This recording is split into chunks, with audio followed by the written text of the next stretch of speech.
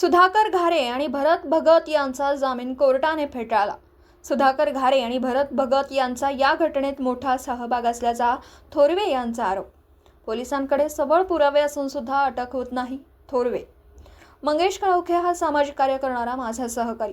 मुख्यमंत्री यांनी लोकशाहीची हत्या करणाऱ्या आरोपींना कडक शिक्षा द्यावी। मुख्य आरोपी रवींद्र देवकर यांना 20 लाखाची रक्कम देण्यात आली। हा संपूर्ण प्लॅनिंग मर्डर आहे। थोरवे सुधाकर घारे आणि भरत भगत यांच्यावर देखील अनेक गुन्हे दाखल आहेत। राजकीय आशीर्वादामुळे उर्वरित गुन्हेगारांना अटक होऊ शकली नाही। पोलीस कस्टडी घेऊन आरोपींची चौकशी करण्यात यावी। आरोपींना पाठीशी घालणं ही काळीमा फासणारी गोष्ट आहे। रवींद्र देवकर आणि भरत भगत यांचे अनेक कॉल झालेले आहेत।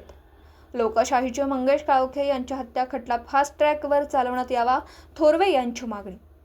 खोपोली हे सुसंस्कृत शहर आहे। या शहरातील घटना आता येथील जनता सहन करणार नाही।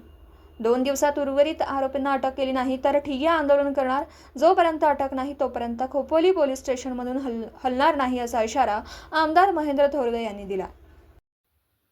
Video reporter Dhamsheel Sawant, KTV news, Raigad. आपल्या परिसरातील बातम्या आमच्यापर्यंत पोहोचवण्यासाठी स्क्रीनवर दिलेल्या क्रमांकावर संपर्क साधू शकता। दूरध्वनी क्रमांक 9833235011।